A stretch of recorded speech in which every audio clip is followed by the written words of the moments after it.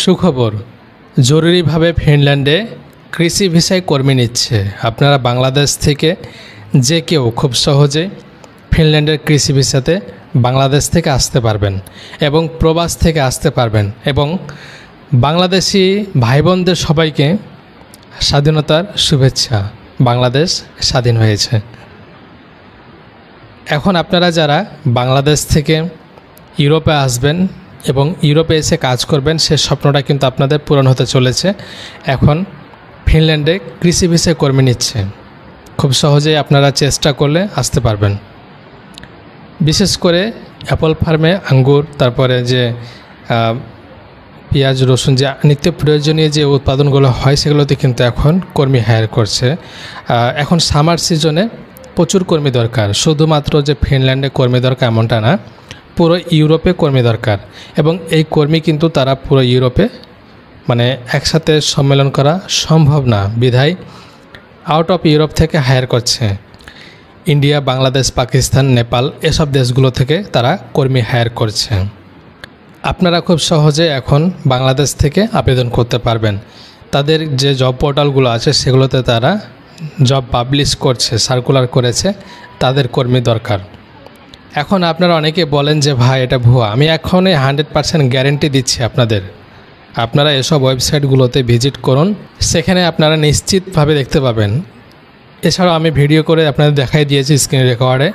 তারা job publish করেছে, তাদের কর্মী দরকার, বিধায় আমি সেখান থেকে খোঁজ খবর নিয়ে ঘাটাঘাটি করে আপনাদের সঙ্গে নিউজগুলো শেয়ার করেছি। আর আপনারা অনেকেই বলেন বাংলাদেশে যে ভুয়া। গ্যারেন্টি সহকারে চ্যালেঞ্জ রইল, আপনারা দেখতে পারেন। আপনারা এই ভিডিওতে দেখতে পারবেন যে কিভাবে আপনারা আবেদন করবেন।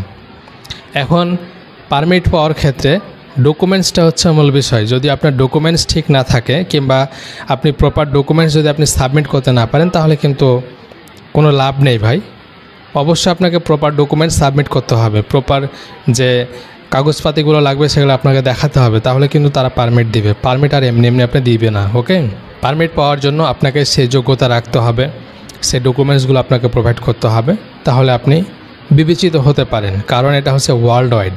শুধুমাত্র যে আপনি একজন পার্সন আপনি আবেদন করবেন আপনাকে নিয়ে নিবে, এটা এরকম না যে মুক্তিযোদ্ধা কোটা এমনটা না। আপনাকে আপনার যোগ্যতা মেধা দিয়ে আপনাকে চেষ্টা করতে হবে। আপনি বাংলাদেশ থেকে, ইন্ডিয়া থেকে, পাকিস্তান থেকে, অনেক দেশ থেকে আবেদন হবে। এছাড়া প্রবাসে যারা আছেন তারাও কিন্তু আবেদন করবেন। এখন আপনার যোগ্যতা যদি হয় সেক্ষেত্রে আপনি পাবেন, আর যদি না হয় সেক্ষেত্রে কোনো রকম চান্স নেই। এটা কিন্তু কোটার ভিতরে পড়ে না, এটা হচ্ছে যোগ্যতার ভিতরে। এরপরে হচ্ছে আরও বেশি ইনক্লুডেড থাকবে আপনার এক্সপিরিয়েন্স সার্টিফিকেট। অবশ্যই আপনাকে এক্সপিরিয়েন্স সার্টিফিকেট দেখাতে হবে যে প্রিভিয়াসলি কোথাও আপনি কাজ করেছেন কিনা। যদি কোথাও কাজ না করেন তাহলে কিন্তু সেরকম চান্স নেই, কারণ তারা অভিজ্ঞ পার্সন খুঁজছে। কয়েক মাস কাজ হবে, 6 মাস 9 মাস কাজ হবে, এটা কিন্তু সিজনাল কাজ। এই কাজগুলোতে এখন তার অভিজ্ঞ পার্সন খুঁজছে। ট্রেনিং দেওয়ার কোনো চান্সই নেই। আসবেন, কোম্পানিতে কাজ করতে লাগবেন এবং ইনকাম করবেন, এতে কোম্পানির উৎপাদন বৃদ্ধি পাবে। সেই সুবাদে কিন্তু আপনাদের হায়ার করছে।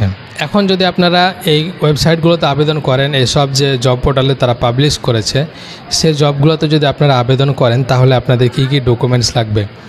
যদি আপনারা নিজে নিজে এই জবগুলোতে আবেদন করেন তাহলে আপনাদের কয়েকটি ডকুমেন্টস লাগবে।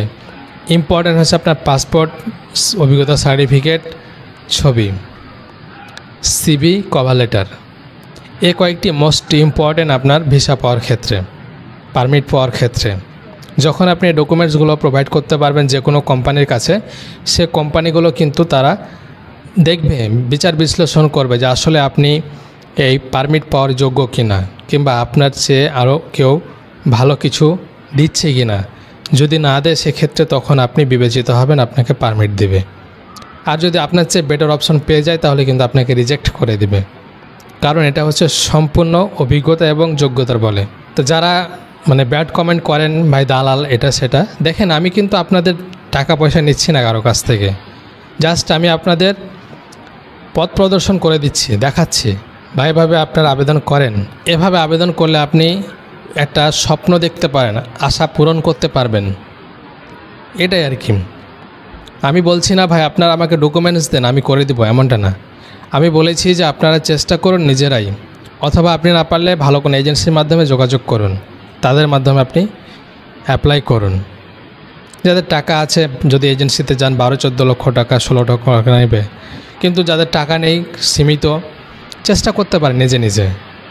চেষ্টা করলে কখনো তো মানে ক্ষতি হবে না আপনার, হয়তো লাভ হতে পারে। যদি আপনি পারমিট পেয়ে যান, আপনি আসতে পারবেন ফিনল্যান্ডে, এবং ফিনল্যান্ডে আপনি কমপক্ষে 2 লক্ষ টাকার উপর ইনকাম করতে পারবেন প্রাথমিক অবস্থায়। তো কে না চায় ভাই এরকম ইনকাম করতে? সবাই চায়। তো যারা চায় অবশ্যই চেষ্টা করবে। আর আপনি চেষ্টা না করলে আপনার মানে কপালে ইউরোপ জুটবে না, কারণ ইউরোপটা কিন্তু খুবই একটা ট্রাফ বিষয়।